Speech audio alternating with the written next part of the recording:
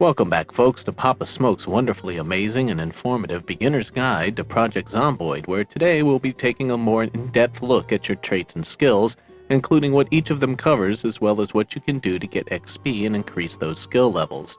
If you're coming to this from one of our previous videos, thank you very much for watching, and if you've not already done so, please be sure to hit that subscribe button at the bottom and leave a comment and let us know if you'd like to see more of these videos. Now, without further ado, let's start with your passives. Your first passive is Fitness. Fitness will increase a multitude of your abilities. It will reduce your endurance loss from running, it will increase your endurance recovery from resting, but it'll also increase your attack speed, it reduces your damage from long falls, it will increase the chance to push a zombie off of you when attacked, it increases your exercise speed, and reduces the trip chance when a zombie lunges at you after falling out of a window or over a fence. Now, to increase fitness, you can do it either by sprinting, or by doing fitness exercises, or by using melee attacks when you're not overexerted. Now, next on the list is Strength. Now, Strength obviously affects your carry weight, but it does other things such as your chance to open a locked window, it affects your pushback and push knockdown chance, your melee damage, as well as your chance to climb a tall fence. Now, you can level up Strength by doing strength exercises, or by carrying more than 50% of your weight capacity, and also by running. Strength experience is also awarded whenever you hit a zombie or a tree with a melee attack. Now, you probably have noticed that both strength and fitness can both be leveled by running. But since running isn't an overly stealthy endeavor, anytime you're at your safe house or you're needing to cross over wide open territory, it's not a bad idea to do so while you're running. Just be sure to take breaks and rest. You may not get where you're going any faster, but you'll be able to get some of that precious XP since both your passives take an ungodly amount of XP to level up to your next pip. Now on to your active skills under Agility. The first one on the list is Sprinting, which obviously affects how fast you run and sprint. It's leveled up by running or sprinting. Now, if you're too unfit or obese or overexerted or overburdened, you may simply just power walk, but you still do get sprinting XP while you're power walking. Moving on to Lightfooted, this is your general ability to move quietly, and it works by reducing the sound radius of your footsteps. By level 1, you're making roughly 10% less noise, level 2, you're making 21% less noise, level 3, you're making 29% less noise, and you tend to get somewhat diminishing returns after that until you reach level 10, where you're making about 80% less noise. You can level up Lightfooted by sneaking near zombies without being detected. Now for Nimble, Nimble is a measure of how fast you move while you're in your combat stance. You get levels in Nimble by simply walking around in your combat stance. By level 1, you get 10% extra movement rate, and then after that it's about 4% per level, until you get to level 10 where you're moving at about time and a half of your normal movement rate while you're in your combat stance. And finally under Agility we have Sneaking. Now Sneaking is your general ability to avoid detection and to make less noise while you're actually sneaking. This can be leveled up, of course, by sneaking near zombies while remaining undetected. Now, this skill only affects when you are sneak walking or sneak running, and how it works is it gives you a default 20% sound radius multiplier, so you're making 80% less noise as you would when you're just walking around. So, for example, if you had a 0 in your sneaking, you would be making 24% of the noise that you normally make when you're just walking around. At 1, you'd be making 18%, 2, you would be making 16%, and you drop about 1% per level until you reach level 10, where you would be making about 8% of the noise that you were just walking around, which is essentially quiet enough to sneak up behind a zombie and touch the butt if you like. I don't know why you'd want to touch the butt, it's a zombie butt, but it's 2022 and we don't judge. Now, next up on the list is Combat. Now, Combat's pretty self-explanatory, so what we're going to do is we're going to give you a list of weapons in each category, and of course, to gain levels in a given category, you need to murder zombies with the weapons that are found on that list. So, for example, axes would be using any type of axe, so wood axe or hand axe and stuff like that all applies under the axe skill, and you would level your axe skill by splitting some zombie skulls with an axe. Now for long blunts, these are items such as the baseball bat or the crowbar. Short blunts are objects like a wrench or a nightstick. Long blade is your katana and machetes. Short blades includes any of the myriad of knives that you find in Zomboid, and also increases your chance of jaw stabs when using knives by roughly about 3% per level. Spear affects spear weapons, which honestly I don't see that many of, and last on the list is maintenance. Now, maintenance is a little different because this determines how much durability is lost from a melee attack. Maintenance only applies to melee weapons, as aiming does the same thing for firearms. Now, in order to get XP for this skill, the weapon that you're using cannot lose durability from an attack. This means that in order to level this skill, you have to use weapons that don't break easily, like the crowbar or the axe. Maintenance is an important skill because this delays the amount of time before a weapon will break and need to be repaired, which then stretches your supply of materials out much longer. Moving on is crafting. The first one in the group is Carpentry. Now, Carpentry allows you to repair items and restore more durability when you repair an item. It will also unlock more building options and increase your plank barricade's health. You barricade faster and your build actions are done more quickly. And finally, you can build higher quality buildings with higher health. You level this skill by barricading or by crafting anything that uses planks, as well as dismantling furniture and shelving and sawing logs into planks. Now with cooking will allow you to be able to detect poisons better. It makes crafted food more filling and nutritious with the same ingredients as compared to a lower level chef.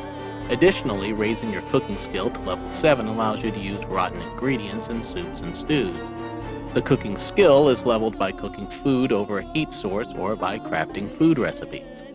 With farming allows you to check up on a plant's status, and the information that is available increases as the skill does. Farming is leveled up by harvesting crops. You get more XP the healthier the crop is when it's harvested, so it pays to pay attention to your crops and ensure that they are as healthy as possible before you harvest to maximize your XP gain per harvest. Now, with first aid, we're going to take a little bit of time with this because this is a very important skill. First aid gives you many benefits when you are treating wounds, such as your fractures and your stitched deep wounds will heal faster, they will have less impact on your movement and your combat speed, and they will cause you less pain. All of your medical actions will be performed faster, your bandages and your poultices will last longer, and will allow you to evaluate the severity of wounds and infections more effectively. The first aid skill is leveled up by using your first aid on yourself and others. Typically, first aid adds about 15% per level to the duration of a bandage before it needs to be changed. On to electrical. The electrical skill allows you to operate generators and create devices. You can level the electrical skill by repairing generators or dismantling electronics such as radios or CD players, and also by crafting makeshift electronics. Metalworking is kind of like crafting, except for metal. It allows you to build structures stronger than wood, weld quieter, and make more durable metal barricades. Leveling up metalworking is done by building or dismantling metal structures and barricades. Then we come to mechanics.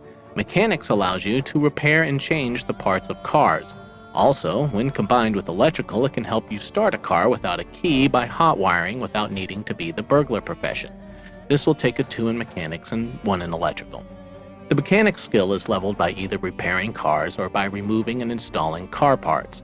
One easy way of doing this is by removing and reinstalling the headlights and batteries in cars with a screwdriver. You only get a little XP each time you do it, but there are 2 headlights and taillights in a car plus the battery, and you get between 6 and 10 XP. And if you've read the mechanics book beforehand, it'll add up even quicker, depending on your server settings. And finally, we have tailoring. Tailoring allows you to patch and fortify clothing as well as fully repair clothing at higher skill levels. The amount of defense increased or repaired depends on your tailoring skill. Leveling the tailoring skill is done by repairing or fortifying any clothing or armor that may be inspected or repaired. I'm a very good tailor. Now moving on to firearms. The first one here is aiming. Now your aiming skill affects 5 key weapon stats. It affects your accuracy, your precision, range, firing angle, and aiming time.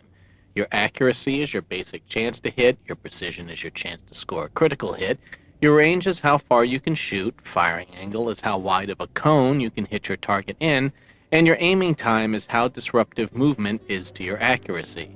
So, a higher aiming skill slightly reduces the effect of movement on your accuracy.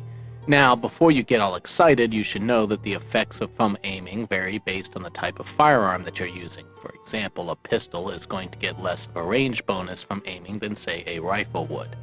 Also, a high aiming will reduce the chance a weapon will lose condition from firing the same way maintenance works with melee weapons. Aiming can be leveled up by successfully hitting enemies with a firearm. Reloading affects how long it takes to take out a magazine, load in some bullets, and insert the magazine back in. Now this can be leveled up by inserting bullets into a magazine, or by reloading any firearm with a new magazine, or inserting bullets directly into the firearm. This means that you can slowly and safely practice this skill by sitting in your safe house, watching Life and Living TV, for example, and loading and unloading bullets to and from a magazine, or by simply reloading a weapon repeatedly.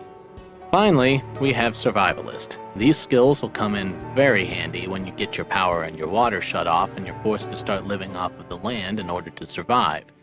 First one of these is fishing. Now, the fishing skill determines how long it takes you to fish, the chance of you breaking your line, of letting the fish escape, losing your bait or your tackle, and the chance of you catching a bigger fish. Now, this is leveled up by casting a line into the water, or by using a spear to fish. You do gain some XP regardless of what the outcome of the cast is, but you do get extra XP if you catch a bigger fish. With trapping, this skill affects the chance of you catching something in your trap, as well as more advanced traps becoming available. It's leveled up by retrieving animals caught in your trap. And lastly, we have Foraging. Now, Foraging increases the effectiveness of the search mode by increasing the radius, item detection speed, and item detection chance.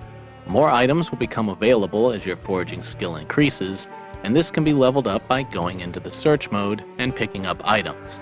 And that about does it for this edition of Papasmoke's wonderfully amazing and informative beginner's guide to Project Zomboid. I want to thank everyone for watching, and if you like what you saw and found it helpful, please be sure to hit that subscribe button at the bottom and leave us a comment and let us know what you think of this video. If you would like to catch some quality father and son bonding time, swing on by and check out the man-child and I on Twitch at twitch.tv/SmokeeeG. That's SmokeeeG with 3 E's. That's it, everybody. Be sure to stay safe, stay sexy, happy hunting, don't get eaten. Peace. And